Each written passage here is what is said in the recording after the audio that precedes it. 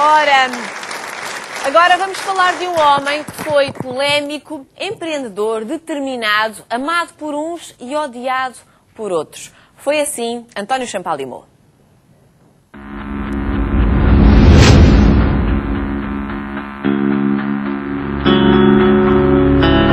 Foi o maior empreendedor português do século XX. António Champalimau dedicou inteiramente a sua vida aos negócios, desde os 18 anos até à sua morte. Multiplicou a pequena fortuna que o pai e o tio lhe deixaram e, quando perdeu quase tudo com as nacionalizações, depois do 25 de Abril, não baixou os braços, foi para o Brasil e ali reconstruiu todo o seu património.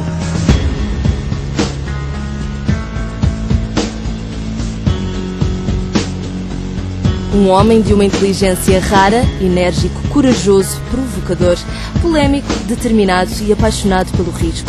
Quando morreu, em 2004, deixou em testamento 500 milhões de euros para a criação de uma fundação destinada à investigação biomédica. Admirado por uns e odiado por outros, António Champalimau foi um verdadeiro construtor de impérios.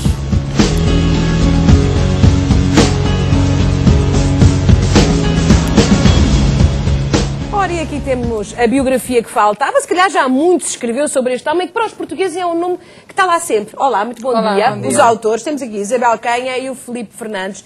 Ora, acho que sempre ouvimos falar no António Champalimau, não é? Principalmente ligado à grande indústria, cirurgia nacional, não era? Era um dos grandes... Era um dos seus empreendimentos, era um grande industrial. Era um grande industrial. Mas também, e se calhar, íamos primeiro a esse lado, ao homem, que era sovina, que era assim um bocadinho complicado, sempre assim com uma cara fechada. Era ou não era? Também era isso. E também era capaz de ser uma pessoa extremamente encantadora, ou seja, ele era uma pessoa muitíssimo contraditória. Também o descrevem como muito charmoso, extremamente inteligente e conseguia... Não fica nada! Descobri aqui uma frase que fiquei logo desorientada. Então. A frase aqui que diz o seguinte: divórcio e mulheres. Exatamente.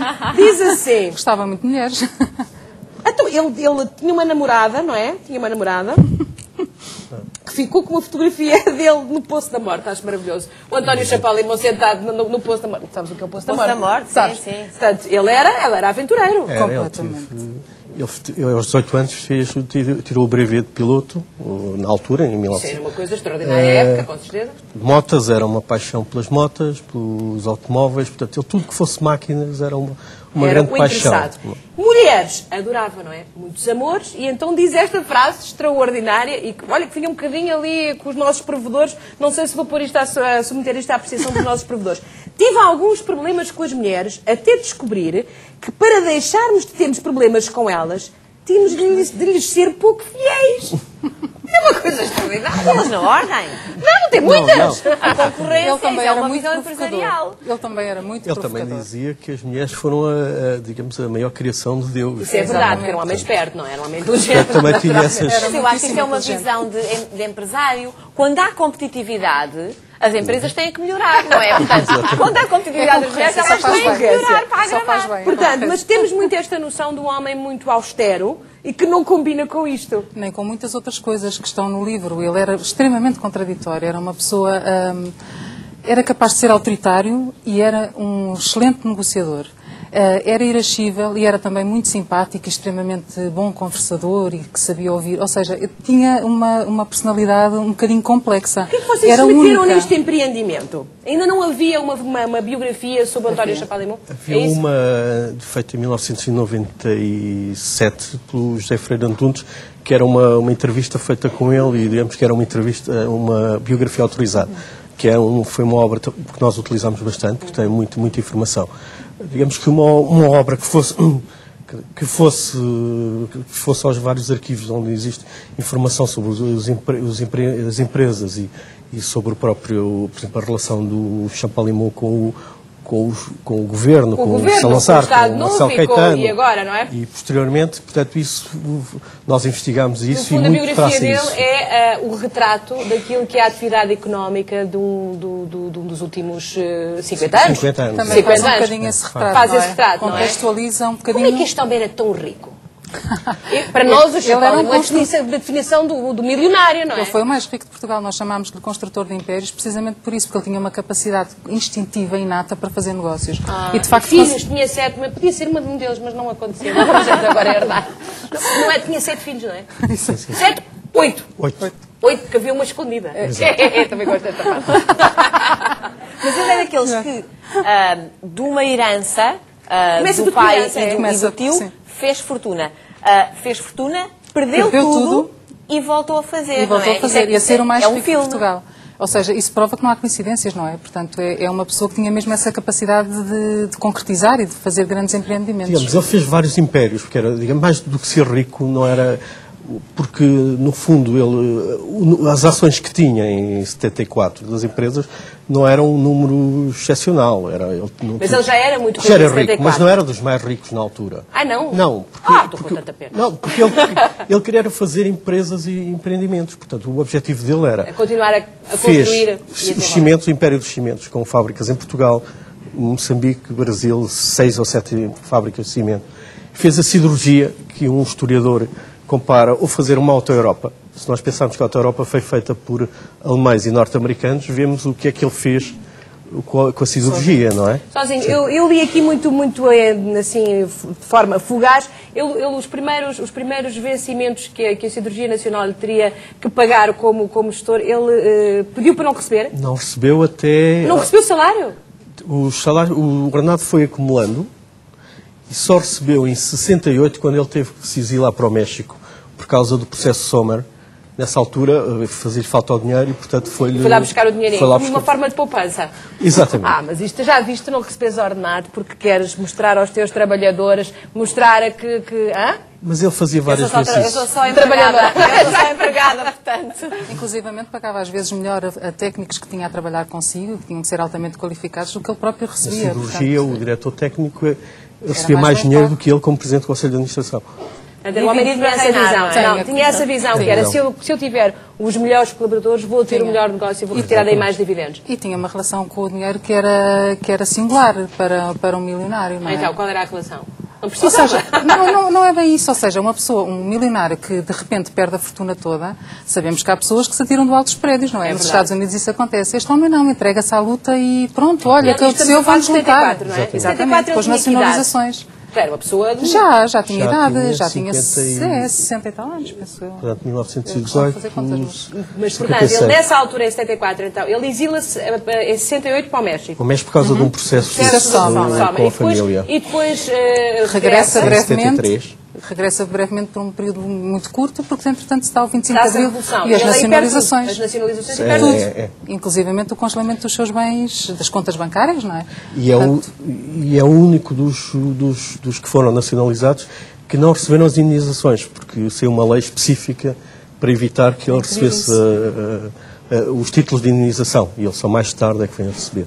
Portanto, havia aí... Vai para o Brasil, não é? E aí recomeça tudo.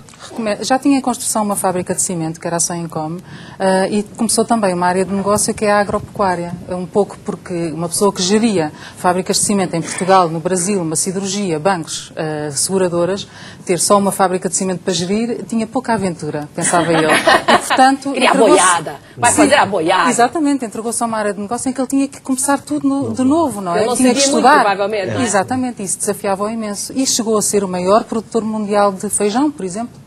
É? No Brasil. Não imaginava. E, portanto, mas sei é que estas herdades, estas fazendas que ele tinha no Brasil, tinham uma coisa... Uma dimensão. Uma dimensão extraordinária, não é? À nossa medida, sim, não é? Para a propriedade portuguesa, sim. No Brasil há terras muito grandes, não é? Eram no total 41 mil hectares, o que equivale a cerca de 41 mil estádios de futebol. 41 mil estádios de futebol. Pronto, é pouquinho. Isso dá para quantas vacas para estarem?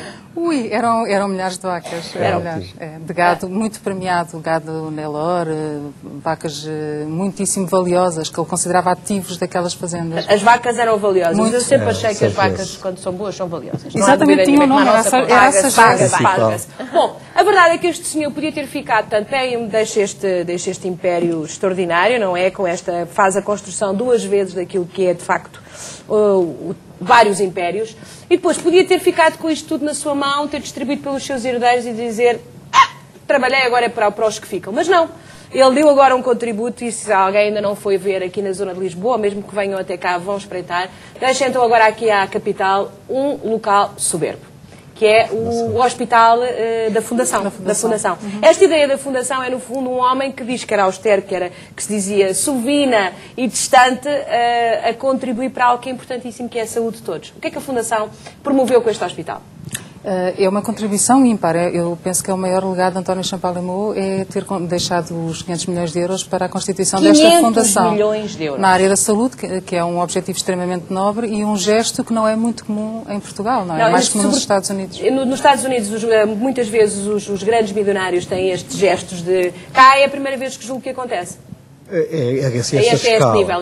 Mas ele era muito influenciado pelos americanos. Aliás, ele tinha uma grande fascínio pelo Henry Ford, que fez exatamente a mesma coisa. E, portanto, essa influência acabou por levá-lo... Ele nunca revelou muito este... Não, foi uma surpresa, não é? Quando soube que ele tinha deixado... Mas ele falou com muita gente, falou com pessoas da Fundação Gulbenkian, com muitos advogados. Ele foi preparando este legado. Em segredo. Em segredo, ia perguntando, fazer perguntas... Ele tinha a noção do momento certo, não é? Tinha, assim, umas certas coisas assim com certo dramatismo, não é? Gostava destas surpresas. Showtime. E foi realmente uma enorme surpresa. Foi uma enorme surpresa. Portanto, este hospital já está construído, de resto é lindo, ali à beira do Rio Tejo, muito perto da Torre de Belém. Se alguém tiver, com certeza que já passaram por lá, já ouviram, porque é um sítio aberto, onde as pessoas... E é um sítio de investigação, não é? Justamente, é para a investigação para a área do cancro. Exatamente. Portanto, estão ali, daquilo que eu sei, vocês provavelmente saberão mais, estão ali investigadores que estão, de facto, muito à frente. Exatamente. Norte-americanos,